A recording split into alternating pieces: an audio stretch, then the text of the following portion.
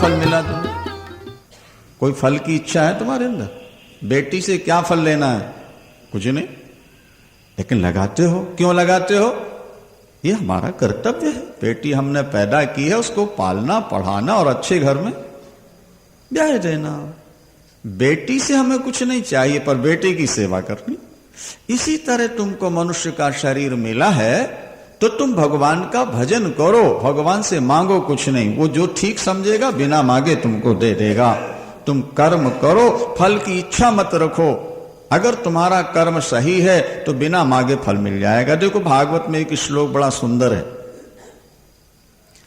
भागवतकार ये कहते हैं कि तुम सुख पाने के लिए, धन पाने के लिए अपना ज्यादा टाइम खराब मत करो। अगर टाइम का सदुपयोग करना है तो सत्संग करो, पूजा पाठ करो, ध्यान करो। तो बोले कि काम नहीं करेंगे तो सुख कैसे मिलेगा? काम नहीं करेंगे तो पैसा कैसे आएगा? ये तर्क है भागवत। प्रहलाद जी अपने साथियों को ज्ञान का उपदेश दे रहे थे और उन्होंने कहा कि धन पाने के लिए या सांसारिक सुख पाने के लिए ज्यादा परिश्रम नहीं करना चाहिए, अपने आप आता है। बोले कैसे आएगा अपने आप? तो प्रहलाद जी ने एक तर्क रख दिया, बोले यथा दुखम आयत्नता। मित्रों ये बताओ, आप दुख पाने के लिए कोई कोशिश करते हो? बोलो। कोई फैक्ट्री लगाई है आपने दुख को बुलाने के लिए कि हमारे घर दुख आ जाए? हाँ? कोई काम करते हो? चाहते हो दुख आए? नहीं चाहते, उसको भगा रहे हो। लेकिन दुख बिना बुलाए आ रहा नहीं आ रहा। तो जैसे बिना बुलाए तुम्हारे घर दुख आ रहा है क्योंकि तुमने पहले पाप ज्यादा किए हैं, इसी तरह अगर तुम धर्म का आचरण कर लोगे तो न बुलाने पर भी सुख तुम्हारे घर चला आएगा। ये प्रहलाद जी का।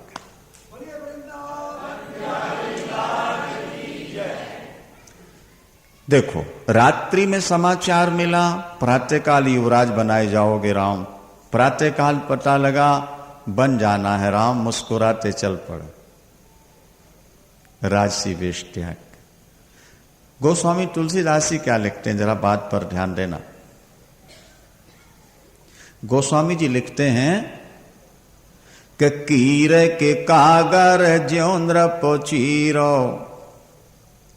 अरे कीर के कागर ज्योंद्र पोचीरो, विभूषण उपम अंग बनाए और औध तजे मगवास के रूख जो पंथ के संग जो लोग लुगाई।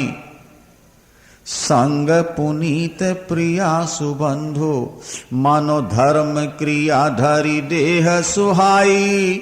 और राजीव लोचन राम चले तज बाप को राज बटाऊ की नाई।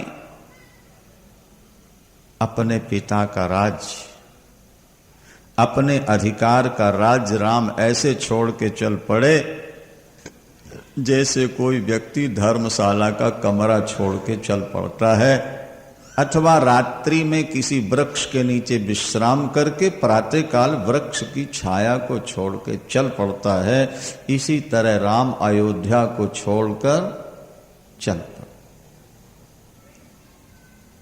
राम ने सब छोड़ दिया अयोध्या में, लेकिन दो को साथ लेके जा रहे हैं, सीता और बोलो लक्ष्मण।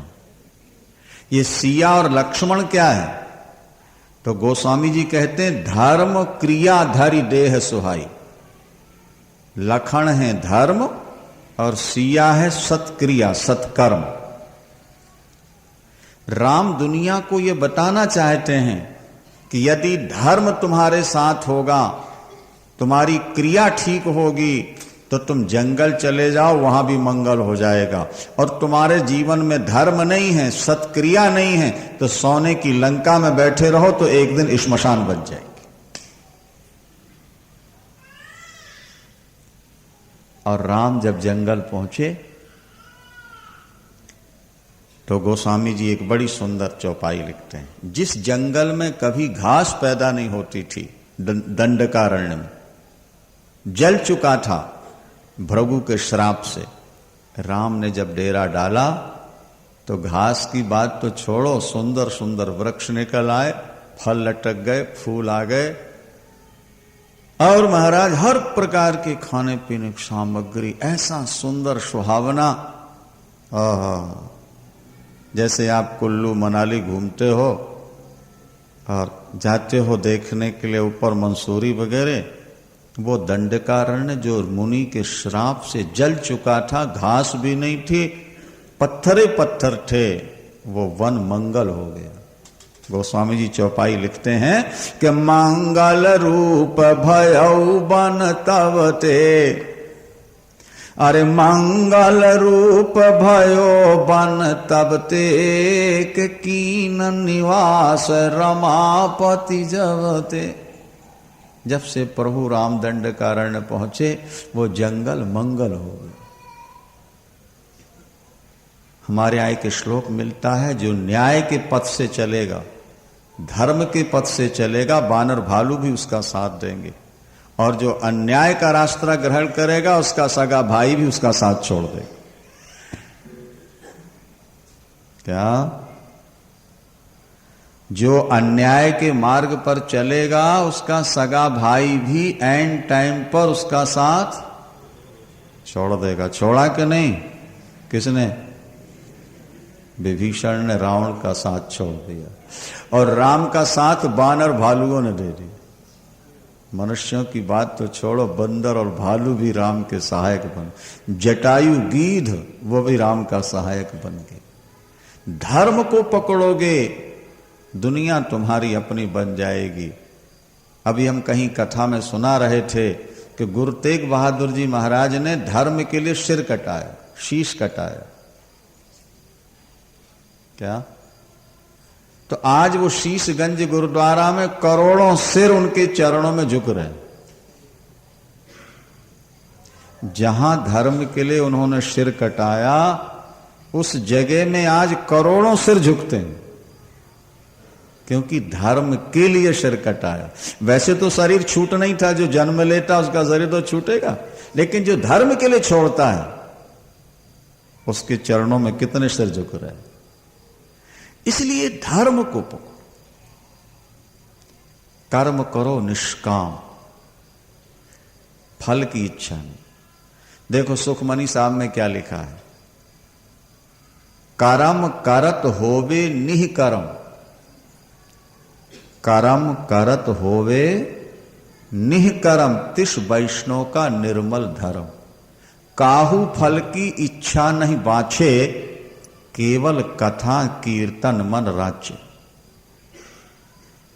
भागवत में 4 विषयों का विशद विश्लेषण है। कर्म निष्काम, संसार के विषयों से वैराग्य, आत्मा के स्वरूप का ठीक ज्ञान, और परमात्मा के चरणों की भक्ति। कितने हो गए? हाँ, 4। इन 4 का तुमको ठीक ठीक ज्ञान हो, तुम्हारे जीवन में ये उतर जाएं, तुम नर नहीं रह जाओगे, नर के रूप में नारायण बन जाओ। ये याद रख। कर्म करना, फल की इच्छा नहीं रख। कर्मण्येवाधिकारस्ते मां फलेषु कदाचित्, ये भगवान ने। अच्छा, अगर तुम फल की इच्छा नहीं रखोगे तो क्या फल नहीं मिलेगा? अरे ज्यादा मिलेगा। हम कहा करते हैं, ईश्वर से अगर भजन करके थोड़ा मांगोगे तो थोड़ा मिलेगा, और बिल्कुल नहीं मांगोगे तो बहुत कुछ मिलेगा। एक उदाहरण से बात समझ लो। आपके घर में 2 नौकर हैं। एक हर महीने कहता है, बाबूजी सेठ जी तनख्वाह बढ़ाओ, और दूसरा रोटी कपड़ा बस, और कुछ नहीं चाहिए, और सेवा करता। और जब दोनों की बेटियों की शादी होगी तो बाबूजी ज्यादा ध्यान किसका देंगे? किसकी ओर ज्यादा ध्यान रखेंगे? हर महीना तनख्वाह बढ़ाने वाले की? अरे सिर हिला रहे, नहीं नहीं नहीं। क्यों? अरे ये तो व्यापारी है, ये तो हर महीना कहता तनख्वाह बढ़ाओ, काम में भी चोरी करता है, काम चोरी करता आलसी, और हर महीना तनख्वाह बढ़ाओ। और ये रात दिन सेवा में लगा और कुछ मांगता ही नहीं। तो फिर अगर समझदार सेठ तो कहेगा इसकी बेटी की शादी का पूरा खर्चा नहीं कर। हम और आप उसी नौकर की तरह हर महीने तनख्वाह बढ़ाओ। हे परमात्मा, हर साल हमारा प्रमोशन करता जा। बोलो वृंदावन। हम हर साल अपना प्रमोशन चाहते हैं भजन करके। भगवान कहते हैं यार ये व्यापारी आदमी है, ये प्यार करने वाला नहीं, ये हमसे प्यार नहीं।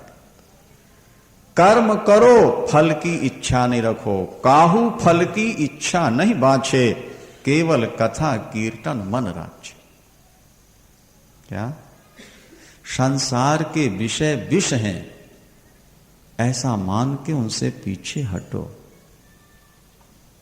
विषय विष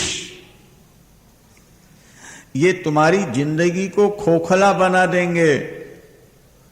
प्रारंभ में शराब पीने में जितना आनंद आता है, अंत में उतनी ही ज्यादा शरीर में पीड़ा होती है। जब बुढ़ापा आ जाएगा, तुम्हारे फेफड़े जब सड़ जाएंगे और धन खत्म होगा, एक एक अंग में दर्द होगा।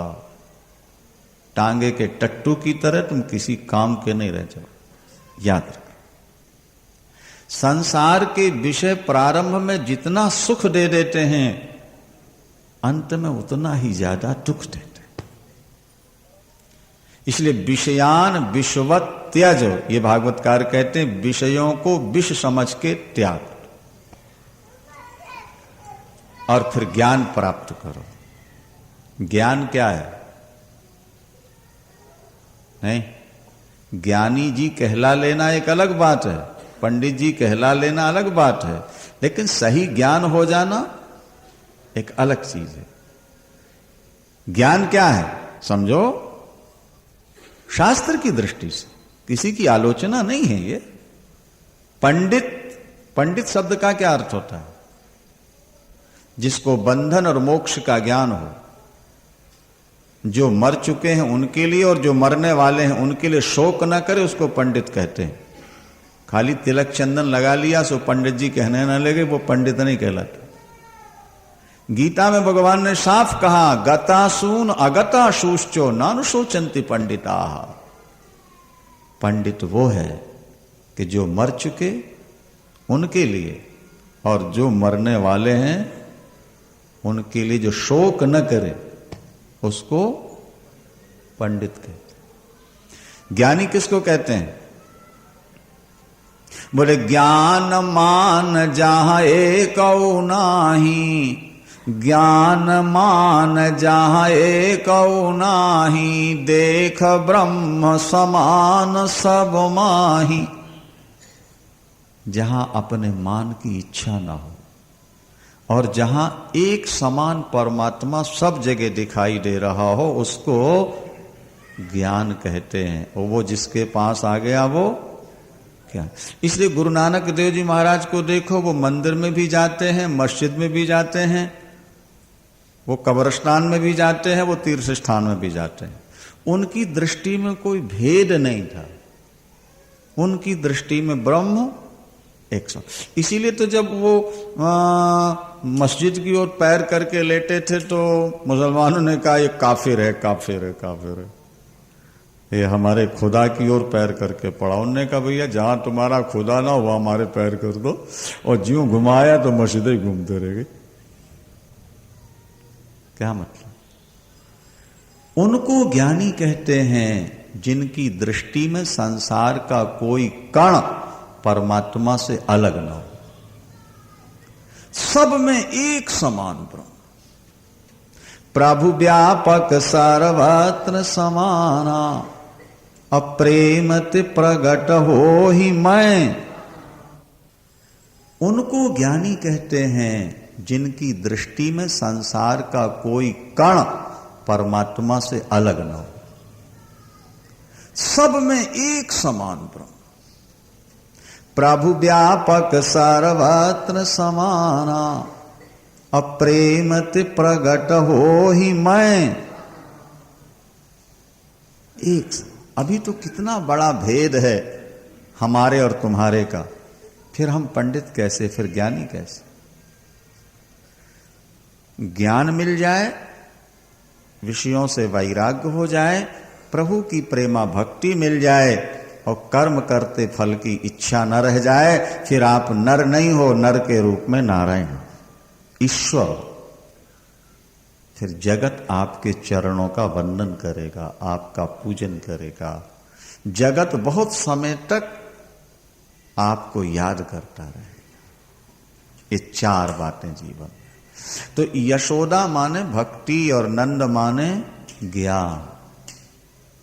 इनकी गोद में परमात्मा खेलता है। जब आपके जीवन में ज्ञान और भक्ति आ जाएगी, विश्वास करना परमात्मा आपको हर जगह दिखाई देगा, हर कण में उसकी सत्ता नजर आएगी। ऐसी कोई जगह नहीं जहां भगवान न हो। कई दिनों से हम सुनाते आ रहे हैं, बर्फ में अगर कोई व्यक्ति आपसे पूछे कि इस बर्फ की सिल्ली में, इस बर्फ के टुकड़े में पानी कहां कहां, तो आपका उत्तर क्या होगा? बोलो भाई। पूरे बर्फ में पानी। दूध में कहां कहां मक्खन है? क्या उत्तर होगा? संपूर्ण दूध में मक्खन है। मिश्री में कहां कहां मिठास है? सब जगह मिठास है। इसी तरह दुनिया के हर कण में तुम्हारा भगवान छुपा हुआ है। दुनिया का कोई कण ईश्वर से खाली नहीं। इसलिए रे मन भला न कर सके, बुरे पंथ मत जा। अमृत फल चाख्यो नहीं तो विषफल काहे खा। अगर तू किसी का भला नहीं कर सकता, किसी का बुरा मत सोचना, किसी का बुरा मत करना, क्योंकि सब में तेरा परमात्मा बैठा हुआ है। सब में तेरा ईश्वर। एक सेठ जी को रात में ठाकुर जी ने सपना दिया, कल मैं तुम्हारे घर आने वाला हूं। सुबह उठते ही महाराज पूरी कोठी की साफ सफाई, फूल माला, आसन नहीं, और सारी कोठी को ऐसा सजा दिया दुल्हन की तरह, और दिव्य दिव्य मालाएं लेकर, चंदन फूल लेके दरवाजे पर खड़े हो गए। कौन? बोलो भाई। सेठ जी। किस लिए खड़े हैं? आज भगवान आ रहे। एक औरत आई, उसकी गोद में बच्चा है और वो बीमार है, उसके आंसू गिर रहे हैं। सेठ जी, इसका इलाज कराना है, पैसे नहीं है। डॉक्टर ने ये दवाइयां ली। सेठ ने मुनीम से कहा, इस नालायक को हटाओ यहां से, जल्दी करो, मेरे घर भगवान आने वाला, और ये बीच में आकर खड़ी हो। उसको धक्के मार के मार। कुछ समय के बाद एक भूखा आ गया। 2 दिन से रोटी नहीं मिली बाबूजी। भगवान आपका भला करे। रोटी, पैसे नहीं, रोटी। सेठ फिर बिगड़ा मुनीम को, हमने तुमको 1000 बार कह दिया, हमारे सामने कोई आना नहीं चाहिए, आज भगवान आने वाले हैं, इसको जल्दी अलग करो यहां से। एक और कोई तीसरा व्यक्ति पहुंचा। सेठ जी, मेरी बेटी का विवाह है, ये निमंत्रण पत्र है, पता करा दीजिए मेरे घर। उसको भी डांट टपट के भगा दी। सारा दिन माला लिए खड़े रहे, भगवान तो आए नहीं भैया। रात में सेठ जी बेचारे बड़े दुखी होकर सो गए। ठाकुर भी झूठ बोलता है। ठाकुर ने कहा था मैं आऊंगा, रात्रि में फिर स्वप्न आया, ठाकुर दिखे। ठाकुर जी, आप भी झूठ बोलते हैं, आपने कहा था मैं प्रतीक्षा करता रहा। ठाकुर जी ने कहा, भैया मैं 3 बार तेरे घर आया, तूने मेरा सम्मान नहीं किया तो मैं वापस लौट गया।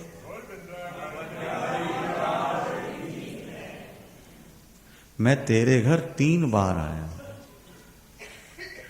तुलसी या संसार में सबसो मिलियो धाय, ना जाने किस रूप में नारायण। ये दृष्टि है ज्ञानी की, ये दृष्टि है भगत की। किसी का अपने तरफ से बुरा मत सोचना, किसी के साथ ठगी नहीं करना, किसी व्यक्ति को धोखा नहीं देना। सब में तेरा साईं बसता, कटुक वचन मत बोल रे, संतों ने गाया है। सब में तेरा ईश्वर, गुरुवाणी में लिखा है सब गोविंद है, सब गोविंद है, गोविंद बिन नहीं कोई। ये जो तुझे दिख रहा रे जीव सब ईश्वर है, सब ईश्वर है। गीता में भगवान कहते हैं वासुदेवा सर्वम इति, ये जो दिख रहा सब वासुदेव भगवान। ये गुरुद्वारा और मंदिर में जाके मत्था टेकने वाले तो लाखों मिल जाएंगे, लेकिन शास्त्र जैसा बतलाते हैं इस प्रकार का भाव बनाने वाले कोई बिरले नजर आएंगे। लेकिन मंदिर गुरुद्वारा जाते जाते कथा सुनते सुनते कभी ऐसी स्थिति भगवान दे देगा कि आप वहां तक पहुंच जाओगे। पीछे नहीं हटना, कथा सुनते रहना, कीर्तन करते रहना, संतों की सेवा करते रहना। ठाकुर की जिस दिन कृपा हो गई वो आपकी बुद्धि में जो पर्दा पड़ा है माया का हटा देगा, तो सब वही वही दिखाई देने लगे। जित देखो तित श्याममयी है, श्याम कुंज बन यमुना श्यामा, गगन घटा घन श्याम छे। जित देखो तित श्याममयी है। एक गोपांगना कहती है कि मैं जहां देखती हूं, जिसे देखती हूं, मेरा ठाकुर ही मुझको नजर आता है। उसके बीच में मुस्कुराते भगवान कृष्ण ही दिखाई देते हैं। लोग कहते हैं हमको तो नहीं दिखते, तू पागल हो गई है। तो कहती है गोपांगना कि मैं बौरी या लोगन ही की श्याम पुतरिया बदल गई है। मैं जित देखूं तित श्याम है। या तो मैं पागल हूं या कहने वाले पागल हैं, या उनकी नजर बदल गई है। मुझे कण कण में भगवान दिख रहे हैं और लोग कहते हैं कि हमको ठाकुर कहीं नजर नहीं आता। बाबू पीला चश्मा लगा लो आंख में तो सब चीज पीली दिखती है, हरा चश्मा लगा लो तो हरी दिखती है। इसी तरह जब तुम्हारे दिल में श्याम रंग का चश्मा चढ़ जाएगा तो जहां देखोगे वहां श्याम ही श्याम नजर आते रहे। भजन करते करते यशोदा मैया के सामने भगवान शंकर आ गए। बोलो शंकर भगवान की। भिक्षा लेने आए, योगी बनकर आए और नाचने लगे, मैया भिक्षा देते। मैया ने मोतियों की थाल भरी, नहीं जैसे किसान अनाज की थाल भर के किसी को दान दे, मैया का मोती हीरों के ढेर लगे, थाल में यूं भरा, ले बाबा भिक्षा ले। यशोदा जी देने में बहुत आगे थी। एक बात बताएं आपको, अगर आप ध्यान से सुनो तो सबके साथ दा जुड़ा हुआ है। वसुदेव दा है इसमें नहीं, बोलो देव माने देव। अरे जो बन सके वो वसुदेव। और वसु नाम अर्थ होता है धन का। संस्कृत में वसु माने धन और देव आगे है वसु धन देव। और पत्नी का नाम क्या है? वसुदेव जी की, देव की। वहां भी देव शब्द है कि नहीं? वसुदेव और नंद, यहां भी दा है दो, और यशो दा, यहां भी दा। चारों नामों के साथ दा जुड़ा हुआ है। देते रहोगे तो पाते रहोगे, देना बंद कर दोगे मिलना बंद हो जाए। श्वास आपको मिलती है, उसको निकालते रहो, देते रहो, फिर मिलती रहेगी। और श्वास मिले और कंजूसी करके अंदर ही बंद रख लो तो फिर क्या होगा रे भैया? गोविंदाय नमो नमः। इसलिए श्वास मिलती है, उसको देते रहो, देते रहोगे तो मिलते रहे। देते। यशोदा मैया हीरा मोतियों की थाल भर के लाई, बाबा ले। भगवान शंकर के आंसू आ गए। योगी के वेश में थे वो। उन्होंने कहा, मैया मैं मोतियों की भिक्षा लेने नहीं आया, मुझे कंकड़ पत्थर नहीं चाहिए मैया, मैं तो दर्शन की भिक्षा लेने आया हूं। अपने लाला का एक बार दर्शन तो कराए दे, मैं बहुत दूर से चल के आया। मैया ने कहा, बाबा तेरा वेश देख के मेरा लाला डर जाएगा। और पूतना आई थी ना, ले गई उठा के। तब से मैया डरने लगी थी, कहीं ये कोई राक्षस ना हो इस वेश में उठा। बाबा तू जो मांग दे दूंगी। लाला को तेरा सामने। शंकर जी रोने लगे। उन्होंने कहा, मां और कुछ ना दे, बस एक झलक दिखा दे, बहुत दूर से चल के। नहीं होगा बाबा। बहुत बढ़िया नृत्य किया। तांडव नृत्य भगवान शंकर का बड़ा प्रसिद्ध है। जब भगवान शंकर ने तांडव नृत्य किया तो देवता पुष्प वर्षा के बाजे बजा के जय जयकार करते। लेकिन मैया डरी हुई थी, पसीजी नहीं उसने अंदर से दरवाजा। भगवान शंकर बड़े हताश हो गए, मायूस हो गए। इतनी दूर से चलकर आया हूं। शास्त्र कहते हैं कृष्णावतार तो प्रेम का प्याऊ है, दया का प्याऊ है, करुणा का। गर्मी के दिनों में आप लोग प्याऊ लगवा देते हो,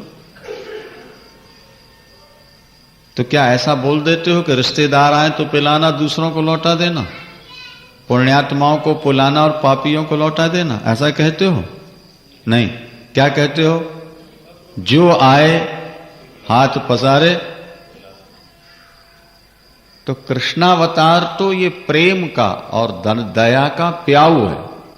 जो इनकी शरण में आ गया उसकी झोली खाली नहीं रहेगी, कुछ ना कुछ लेके ही जाए। तो भगवान शंकर बोले, प्रभु आज मेरी झोली खाली रह गई, लेकिन सुन लो ठाकुर, जब तक दर्शन नहीं दोगे अन्न जल ग्रहण नहीं करूंगा। वहीं महाराज बगल में धूनी रमा के बाबा शंकर रोने लगे।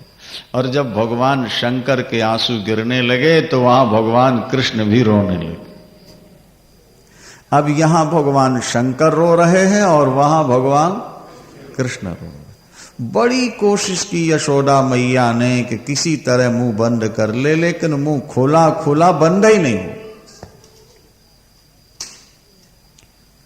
अब सब घबरा गए। हजारों दास दासी, नौकर चाकर, गोपी ग्वाल और नंद बाबा भी आ गए। देखते हैं बस मुंह खोला ही है, एकदम रो। क्या हुआ? किसी की नजर तो नहीं लग गई, डीठ तो नहीं लग गई? यशोदा जी रोती रोती कहती है कि जोगी आया था, दर्शन की भीख मांग रहा था, मैंने दर्शन नहीं करने दिया, डर गई।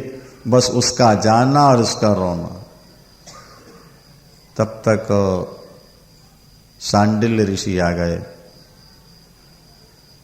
उन्होंने समझ लिया रहस्य क्या है। जाओ, योगी बाहर बैठा है, बुला के लाओ जल्दी। पालकी भेजी गई, देखा भगवान शंकर के आंसू गिर रहे हैं, धूनी रमी है। चलो बाबा, मैया ने बुलाया, पालकी भेजी। भगवान शंकर ने आंसू पहुंचे। वारे ठाकुर, कभी दरवाजे से ठोकर लगा के लौटा देता है और कभी पालकी भेज देता है। तू बड़ा नटखट है। बोलो वहां के पैदल जाएंगे? नहीं, पालकी में नहीं, पैदल गए भगवान शंकर। जाकर बैठे। यशोदा मैया कन्हैया को उठा के लाई और जैसे बाबा के चरणों में प्रणाम कराया और जहां 2 से 4 आंखें हुई, भगवान कृष्ण मुस्कुराने लगे। देवता पुष्प वर्षा के बाजे बजाए और जय जयकार करने लगे। ये तो कोई चमत्कारी बाबा है। बाबा हाथ देखना जानते हो? ये देवियां जरा हाथ वाथ दिखा करके बहुत खुश होती हैं, नहीं? इनको हाथ वाथ दिखाने में ज्यादा विश्वास होता। बाबा हाथ देखना जानते हो? भगवान शंकर ने करी, मैया 100 जन्म का हाथ बता सकता हूं। बोलो शंकर भगवान की। 100 जन्म। तो बाबा हाथ शंकर बाबा ने कहा यूं नहीं देखूंगा, पहले गोद में लाऊंगा। दर्शन से आंखें तो तृप्त हो गई, पर स्पर्श भी तो मिलना चाहिए ना। तो मैया कहती नहीं, गोद में नहीं। वो डरती ना पूतना, जैसे गोद में लेंगे उड़ना गई। तो भगवान शंकर ने कहा, मैया मैं पूतना नहीं हूं ना, तो डर मत हो। मैं परमात्मा की सौगंध खाऊं, मैं तो केवल दर्शन करने। सब चारों तरफ घेर के ऐसे ही हाथ बढ़ाया, भगवान के हाथ उलट पलट के शरीर का स्पर्श हुआ और सारी कहानी सुना दी भगवान शंकर ने। पुरानी कितने वर्षों बाद हुए, कैसे हुए, क्या क्या आपने अनुष्ठान कराए, इसके पहले पूतना कैसे आई, सब सब सुना दी। अच्छा ये बता बाबा, इसकी शादी वादी होगी कि नहीं होगी? देवियां दो ही बातें पूछती, आयु नहीं, पढ़ाई लिखाई और शादी, ये दो ही तीन बातें होती इनकी पूछने की बच्चे। इसकी आयु कितनी? अरे बोले मैया ये तो कई युग जीने वाला है, करोड़ों युग जीता रहे, तो मृत्यु होगी नहीं। बोलो बांके। अच्छा बाबा ये कुछ पढ़े लिखेगा? अरे मैया इसके पास तो बिना पढ़े विद्या आ जाएगी। अच्छा शादी वादी होगी कि नहीं? ये तो काला है ना कृष्ण। बोले आगे पीछे घूमती रहेंगी। बोलो वृंदावन। क्या भैया चिंता मत। 16,108। बोले बाबा तू झूठ बोलता है, इतनी शादियां तो किसी की होती हैं, बात ही नहीं। मैया मैं जीता रहा, फिर मिलूंगा, बात करूंगा। श्रीमन नारायण नारायण नाम,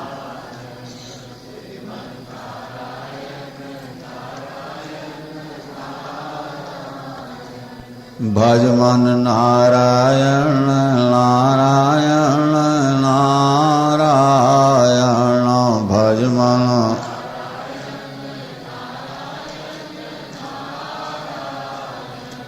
लक्ष्मी नारायण नारायण नारायण लक्ष्मी।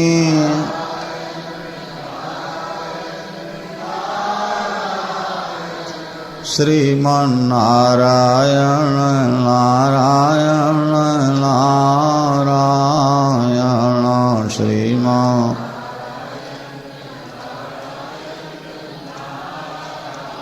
श्री बांके बिहारी। भगवान शंकर जब चलने लगे आशीर्वाद देके, हाँ एक बात और इसमें थोड़ा रह गई, वो भी सुन लो। भगवान शंकर ने सोचा इनके चरणों की रज मिल जाती तो बड़ी अच्छी बात थी। तो ये बताया कि मैया इसके ऊपर बहुत सारे राक्षसों का हमला होने वाला है, पहले पूतना आई है, अभी बहुत राक्षस आएंगे इसको मारने के लिए। सो मैया कांप गई। बाबा ये बताओ उपाय क्या है, मेरे लाला बच जाएगा? बोले बाल बाल बचेगा, लेकिन ऐसा कर मैया, मेरे पास एक जड़ी है, इसके पैरों में छुपा दे, बस फिर इस पर कोई असर ही नहीं होगा दुनिया। तो बाबा जल्दी छुपाए दे पैर में जड़ी। बोले नहीं, वो जटाओं में छुपी है, अगर वहां से हटा दी तो उसका चमत्कार खत्म हो जाएगा। क्या? फिर बोले अपने लाला के पैर लेके यहीं घिस दे जरा, बस हो गया अमर तेरा बेटा, फिर अगर कोई खतरा आ जाए तो नहीं महाराज, मेरे बेटे के पैर आपके सिर में लगे, हमको पाप नहीं लगेगा? पहले तो लोग पाप से बहुत डरते थे ना भाई। अरे मैया तू तो बड़ी भौरी है, बच्चों को थोड़ा पाप लगता है, दवाई करानी हो तो फिर ये थोड़ा देखना पड़ता, तू एक बार यहां घिसा दे, बाद में मत्था टिका देना। बोलो वृंदावन। महाराज भगवान शंकर के माथे सिर में भगवान कृष्ण के पैर घिसे, गदगद हो गए भगवान शंकर। इन चरणों का जल तो बहुत दिन से मैंने गंगा के रूप में रखा, आज प्रत्यक्ष वो चरण मुझको प्राप्त हो गए। देवता पुष्प वर्षा के बाजे बजाए और जय जयकार कर। अच्छा बाबा एक काम कर, अपना पता बता जा, अगर कभी मेरा लाला फिर बीमार पड़ा तो तुझे बुला लूंगी। भगवान शंकर ने कहा मैया जहां तुम लाला को नहलाती हो ना, नहीं, और वो मौरी जहां गिरती है नीचे पानी, बस वहीं देखना, वही मेरा अस्थाई पता है। जब जरूरत पड़ जाए वहां देख लेना, बैठा नजर आ जाऊंगा। क्योंकि ठाकुर का चरणामृति तो भगवान के सिर पर है ना, तो वहीं नीचे रहते हैं, ताकि जो जल आए चरणों का वो मेरे मस्तक पर गिरता रहे। ये मधुर लीला बाल लीला है। इसके बाद में महाराज एक शक्टासुर नाम का राक्षस आया, गाड़ी का रूप बना करके। आज जन्म नक्षत्र है, भगवान ने करवट ली है, मैया ने भगवान का श्रृंगार किया, सब गोपियों को बुलवाया है। श्रृंगार करके बैलगाड़ी के नीचे जो एक लकड़ी होती ना, दोनों चाकों को जोड़ने वाली, लोहे के ऊपर लकड़ी, उसमें कपड़ा बांध के वहां सुला दिया। क्यों? मेरे लाला को कहीं डीठ न लग जाए, नजर न लग जाए। माताएं इस बात से बहुत डरती हैं, किसी की नजर मेरे बेटे को नुकसान न पहुंचा दे, बहुत आने वाली। अच्छा, और गोपियां महाराज बिना पलक मारे ठाकुर को देखती रहती थी, घेर के बैठ जाती थी, कहीं ये गोद में ले, कहीं बोले, कहीं बोले। क्योंकि आखिर ठाकुर का मतलब क्या है? एक दिन हमने शायद यहां व्याख्या की या नहीं, ध्यान नहीं है। आनंद का ही नाम भगवान है और भगवान का ही नाम आनंद है। आनंद और भगवान ये दो चीज नहीं है। वेद में लिखा आनंदम ब्रह्म, आनंद ब्रह्म, और ब्रह्म ही आनंद। जैसे मिश्री कह दो या मिठास कह दो, तो मिश्री और मिठास ऐसा लगता है कि दो चीजें हैं, पर वास्तव में मिश्री ही मिठास है और मिठास ही मिश्री है। एक जैसे हम कह दें जल और तरंग, तो ऐसा लगता है कि जल और तरंग जब नाम दो है तो वस्तुएं भी दो होंगी, पर नहीं, जल के ही दो नाम हैं। जिसे हम तरंग कह रहे हैं वो भी जल है, और जिसे जल कहते हैं उसी में तरंग। इसी तरह आनंद और ब्रह्म ये दो नहीं है, एक के ही दो नाम है। चाहे उसको भगवान कह दो, चाहे उनसे आनंद कह दो। समस्त आनंदों का जो मूल केंद्र है वो परमात्मा। उनके अनेक नाम हैं, उनको निराकार भी कहते हैं, उनको साकार भी कहते हैं, उन्हें ब्रह्म भी कहते हैं, परमात्मा और ईश्वर भी कहते हैं, सच्चिदानंद भी कहते हैं, सत्यम शिवम सुंदरम भी कहते हैं। रूप एक, नाम अनेक। तो गोपांगनाएं आनंद को पा जाएं तो फिर क्या बात। तो मैया ने छुपा दिया, कुछ बालकों को बैठा दिया और आने वाली गोपियों को खिलाने पिलाने में स्वागत में मैया लग गई। इतने में कन्हैया रोए, गाल वाल बच्चे दौड़े संदेशा देने के लिए कि मैया कन्हैया रो रहा। वो राक्षस गाड़ी में आके समा गया, प्रवेश कर गया, और उसने सोचा कि गाड़ी सहित लेकर के ऊपर चला जाऊं। उस समय ठाकुर की अवस्था कुल 3 महीने की थी, भागवत में सब हिसाब दिया है। ठाकुर ने रोते रोते ऐसी लात मारी गाड़ी में कि कपड़ा फट गया, तो ठाकुर तो नीचे रह गए और गाड़ी रॉकेट की तरह एकदम ऊपर चली गई, और कई मील ऊपर जाके फिर पलटी खाई, और नीचे आके जब गिरी महाराज राक्षस मर गया। देवता पुष्प वर्षा के बाजे बजाए, लेकिन ठाकुर को जरा चोट नहीं आई। भगवान ने बहुत से राक्षसों को मारा है। 6 महीने के थे तब तृणावर्त नाम का राक्षस आया, कंस भेजता था, वो वायु की गांठ बन के, बबंडर बन के आया। उस समय भगवान मैया का दूध पी रहे थे। भगवान को लगा कि अगर ये मैया के शहद उठाएगा तो माँ तो घबरा के मर जाएगी। प्रभु ने अपना वजन बढ़ा दिया ज्यादा, तो मैया के पैरों में पीड़ा होने लगी। मैया ने उठाया, गोद से नीचे लेटा दिया। इतने में वायु की गांठ आई, धूल भर दी, माँ की आंखों में धूल भर गई। वो आंखें मलने लगी, तब तक राक्षस प्रभु को उठा के ले। पहले वायु बन के आया, फिर अपने रूप में प्रकट हुआ और भगवान को पीठ पर लाद लिया। आकाश मार्ग से जा रहा, प्रभु ने उसके गला ऐसा दबाया जोर से और वजन बढ़ाया कि आगे जा ही नहीं सका, नीचे पत्थर पर गिरा। उसके शरीर के तो टुकड़े टुकड़े हो गए, लेकिन कन्हैया को कहीं खरोंच भी नहीं लगी। देवता जय जयकार करने लगते हैं, बाजे बजाने। ये राक्षसों को मारने का मतलब समझ लो थोड़ा। हर व्यक्ति का हृदय गोकुल है, वृंदावन है, जरा समझो। और हर व्यक्ति के हृदय में राक्षस रहते हैं, जैसे गोकुल वृंदावन में राक्षस आ रहे थे। हमारे हृदय में जो अविद्या है, जड़ता है, सठता है, काम, क्रोध, लोभ और मोह है, ये सब राक्षस हैं। और भगवान एक एक राक्षस को मारते जा रहे हैं। इसका संकेत ये है कि यदि तुम अपने दिल में मुझे बसा लोगे तो तुम्हारे हृदय में जितने काम, क्रोध, लोभ रूपी राक्षस हैं, मैं उन सबको खत्म कर दूं।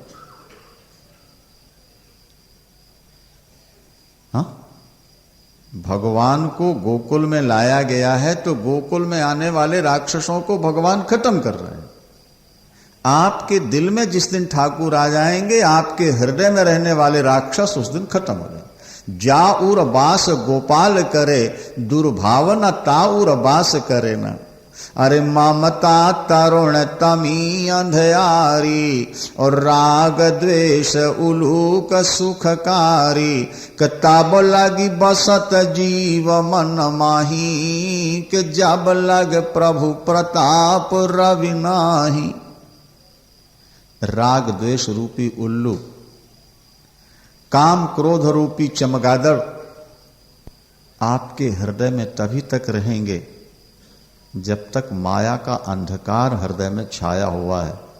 जिस दिन प्रभु प्रकाश अंदर पहुंच जाएगा, उस दिन ये दोष सारे के सारे निकलकर भाग जाए। ईश्वर को अंदर बैठालने की कोशिश करो। हम एक दृष्टांत दिया करते हैं, बाबू किसी कोठी में आप मित्र से मिलने गए, दरवाजे पर लिखा है कुत्तों से सावधान, होशियार लिखा ना।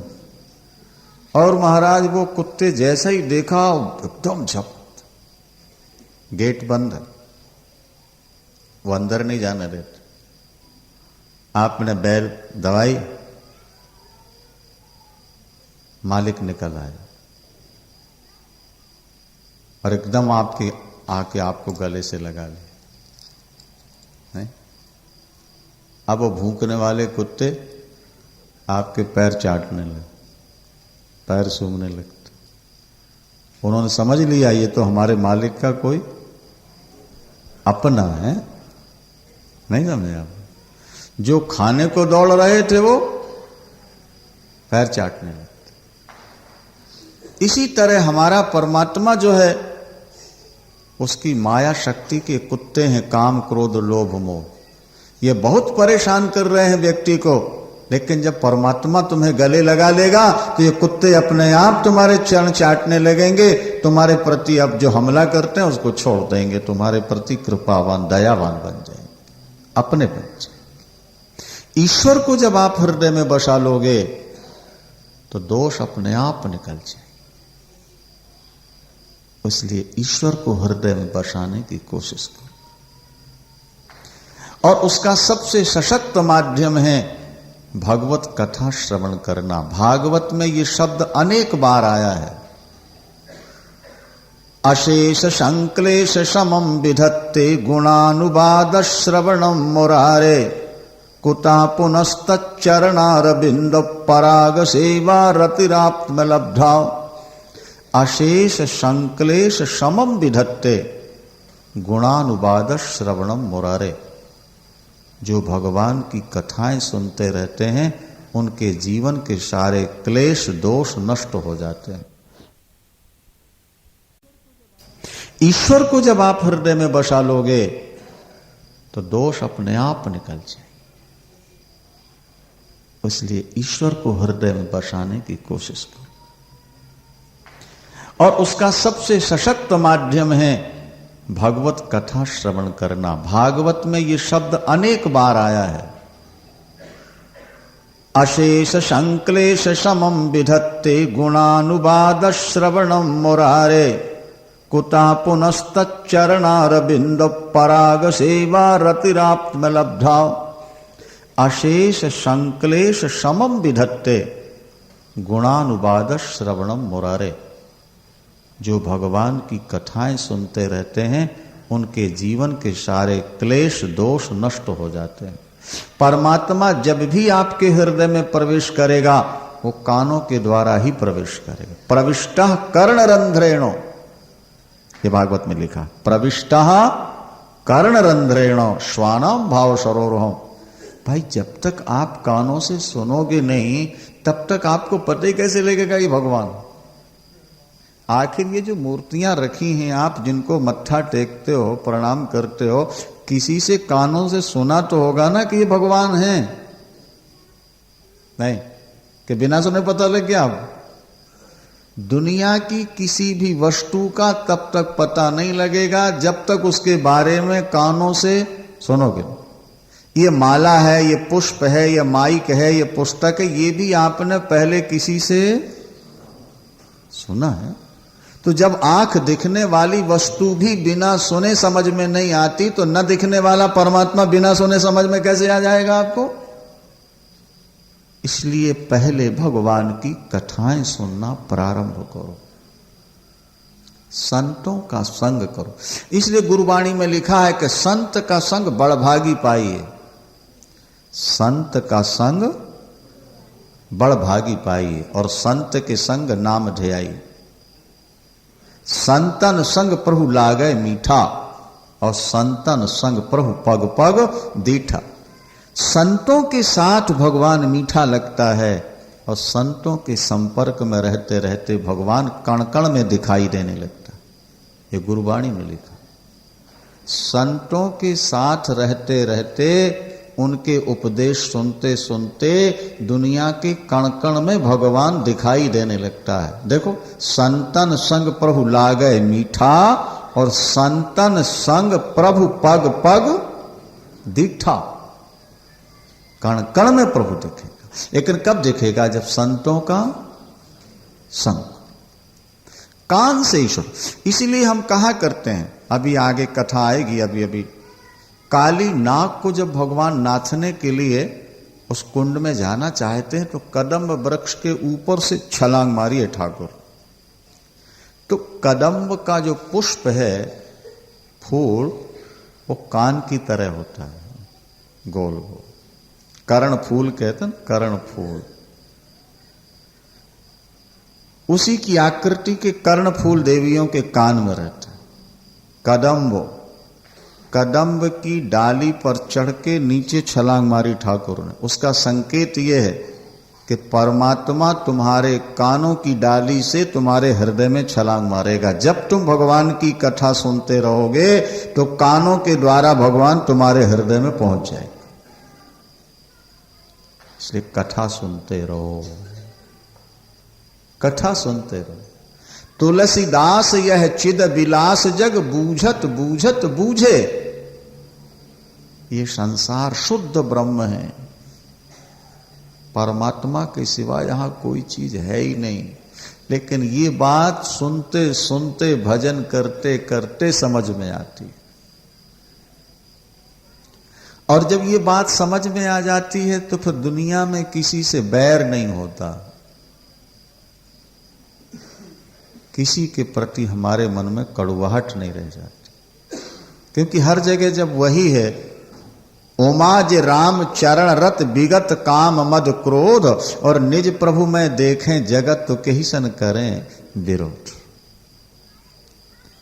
भगवान घुटने के बल, हाथों के बल चलने लगते हैं। बच्चे पहले हाथ पैर दोनों के सहारे चलते हैं। और लड्डू गोपाल जो ना ठाकुर जी का देखा ना स्वरूप, माखन का पेड़ा हाथ में है, ठाकुर जी खाते हैं, बड़े सुंदर लगते। थोड़ा खड़े होने लगते हैं, धूली में गिर पड़ते हैं, धूली शरीर में लग जाती है। एक रसखान मुसलमान हुआ है महाराज, था तो वो मुसलमान, लेकिन पूर्व जन्म का कोई पुण्य था कि वो भगवान कृष्ण का बड़ा भक्त हुआ। रस खान महाराज वो कहता है कि मैंने कृष्ण दर्शन किया है। देखो अभी भी वृंदावन में उसकी कवर है, समाधि है। रस खान वो बावरा हो गया, वृंदावन की गलियों गलियों में नाचता और ठाकुर को पुकारता रोता घूमता रहता। उसने अपनी ही कलम से जो लिखा है वो सुनो। वो कहता है जब छोटे से ठाकुर के दर्शन हुए धूली में खेलते हुए, तो धूरी भरे अति सोहत श्याम जो, ये धूरी भरे अति सोहत श्याम जो, और तैसी बनी सिर सुंदर चोटी, और खेलत खात फिर अंगना पग पैजनिया कट पीरी कछौटी, तो या छवि को रस खान बिलोकत। बिलोकत शब्द का क्या अर्थ है हिंदी में? देखना। या छवि को रस खान बिलोकत, भारत काम कला निधि कोटि, और काग को भाग कहा कही वो हरि हाथ सो ले गयो माखन रोटी। रस खान ने देखा कि ठाकुर माखन रोटी खा रहे और काग भुसुंडी जी आए और माखन रोटी लेके उड़ गए। अरे बोले कितना भाग्यशाली है ये काग भुसुंडी, ठाकुर के हाथ का प्रसाद लेके उड़ गया। देवता पुष्प वर्षा के बाजे बजाए और जय जयकार कर। फिर रसकान लिखते हैं मैंने सेवा कुंज में ठाकुर का दर्शन किया। वृंदावन में एक सेवा कुंज है। अरे ब्रह्म में ढूंढो पुराणन गानन, वेद ऋचा सुने चौगिन चायनो, और देखियो सुनियो कबहू न किते वह कैसे स्वरूप वो कैसे सुभायनो, तो टेरत हेरत हारी पर्यो रस खान, बतायो न लोग लुगायनो, और देखियो छुपो वह कुंज कुटीर में, बैठो पलोटत राधिका पायनो। भगवान कृष्ण राधा रानी के पैर दबा रहे। हाँ ये मत समझ लेना कि पत्नी के पैर दबा रहे थे, नहीं तो आप लोग भी जाके शुरू कर दो, मामला गड़बड़ा जाएगा ना भैया। राधा माने पत्नी नहीं, राधा माने भक्ति, राधा माने आह्लादनी शक्ति। और भगवान भक्ति के पैर दबा के ये बता रहे हैं कि दुनिया मेरे चरण छूती है, मेरे पैर दबाती है, लेकिन मैं भक्ति के पैर दबाता हूं। भक्ति की जिस पर कृपा हो जाए मैं उसके पीछे पीछे डोला करता हूं। राधा को स्त्री के रूप में नहीं समझना, पत्नी क्यों। पत्नी तो 16,108 हैं, उनमें राधा रानी का नाम नहीं है। राधा तो वो तत्व है जिसे सामान्य व्यक्ति समझ नहीं सकता। सारे संसार को आनंद दे वो कृष्ण, और कृष्ण को जो आनंद दे वो राधा। आह्लादनी शक्ति हमारे शास्त्रों ने कहा माने परमात्मा को आनंद देने वाले। जैसे मिश्री और मिश्री में मिठास, तो मिश्री है कृष्ण और मिठास है उसमें राधा। राधा इसलिए वृंदावन जाके देखो कोई कृष्ण कृष्ण नहीं कहता, वहां क्या कहते हैं लोग? राधे राधे राधे राधे। बिना शक्ति के शक्तिमान की प्राप्ति हो ही नहीं सकती है। राधा तत्व तो बहुत गंभीर है, और तो बहुत दिनों तक कथा सुनोगे तब भगवती राधा तत्व समझ में आएगा। शक्ति तत्व है मूल। तो रसखान कहता है कि मैंने अपनी आंखों से देखा ठाकुर राधा रानी के पैरों में हाथ रखे हुए बैठे। अरे भगवान तो मोर बन के राधा रानी के सामने नाचते हैं। और राधा, राधा शब्द को उल्टा कर दो क्या हो जाएगा? बोलो, धारा। राधा शब्द को पलट दिया तो बन गया चिंतन की जो अखंड धारा है उसी का नाम राधा है। भक्ति की जो अखंड धारा है उसका नाम राधा है। राधा का चिंतन करोगे तो भक्ति की अखंड धारा तुम्हारे जीवन में प्रवाहित हो जाए। फिर तुम भगवान से मन हटाना चाहोगे तब भी नहीं हटेगा। भाई गरम गोली अगर तुम खा लो तो सारे शरीर में गर्मी नहीं भर जाती है, बार बार पानी नहीं पीना पड़ता। तो इसी तरह भक्ति से पूरित हृदय गोपी और गोपांगनाओं का, राधा रानी का जब तुम ध्यान करोगे तो तुम्हारे हृदय में भक्ति नहीं भर जाएगी। इसीलिए तो राधा और गोपांगनाओं का ध्यान बताया है और ये भी बताया है कि ब्रज में वास करो। एक रात्रि भी वृंदावन में रह जाओगे तो कभी ना कभी तुम्हारे हृदय में भक्ति जागृत हो जाएगी। वहां की धूल ही ज्यादा कीमती है मंदिरों की अपेक्षा, क्योंकि उस धूली में भगवान के चरणों का स्पर्श हुआ है, राधा रानी के चरणों का स्पर्श है, गोपांगनाओं के चरणों का स्पर्श है। इसलिए जब उद्धव भगवान मथुरा जब चले गए हैं, आगे सुनोगे, और उद्धव जब आए और गोपियों से कहा कि कृष्ण का ध्यान छोड़ के निराकार ब्रह्म की उपासना करो, तो गोपियों ने कह दिया, अरे उद्धव अब दूसरे को अंदर रखने की जगह ही नहीं। श्याम तन, श्याम मन, श्याम ही हमारो धन, ऊधो हमें आठों याम, श्याम ही सुकाम है। श्याम गति, श्याम मति, श्याम ही हमारो पति, श्याम सो भलाई सुखदाई शोभा धाम है। श्याम हिये श्याम जिए, श्याम बिन नाहि जिए, अंधे की सी लाकड़ी आधार श्याम नाम है। ऊधो भय बौरे, पाती लेके आए दौरे, जोग कहाँ राखें यहाँ रोम रोम श्याम। क्या?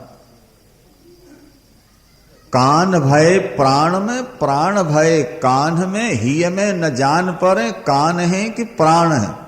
लाली तेरे लाल की जित देखूं तित लाल, और लाली देखन मैं चली तो मैं भी हो गई लाल। ईश्वर का चिंतन करते करते जीव तद्रूप हो जाता है। जैसे नदी, नदी कब तक है? जब तक समुद्र से नहीं मिलती। जब समुद्र से मिल जाती है तो फिर वो नदी नहीं कहलाती, फिर वो सागर कहलाती है, समुद्र कहलाती है, अपना नाम रूप छोड़ देती। गंगा, गंगोत्री में गंगा, क्या उत्तरकाशी में गंगा, हरिद्वार में गंगा, प्रयाग में गंगा, काशी और पटना में गंगा, लेकिन जब सागर से जाके मिली तो गंगा सागर, सागर, नाम और रूप दोनों खत्म। न नदी का रूप रह गया और न गंगा नाम रह गया, वो तो सागर। इसी तरह तुम जीव जीव जीव तब तक हो जब तक ईश्वर का दर्शन नहीं हुआ। जिस दिन ईश्वर से मिल जाओगे उस दिन ईश्वर ही बन जाओगे। बोलो वृंदावन श्री कृष्ण गोविंद हरे मुरारे, हे नाथ नारायण वासुदेवा। श्री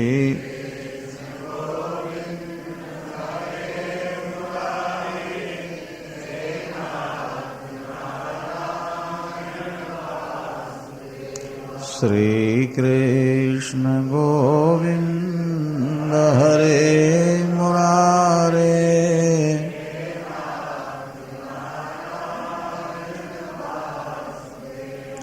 हे नाथ नारायण वासुदेवा, हे नाथ नारायण, हे नाथ नारायण,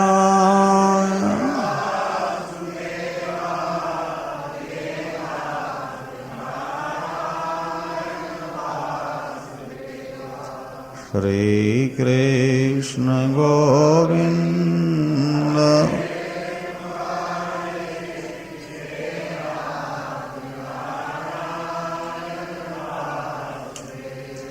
श्री कृष्ण गोविंद हरे मुरारे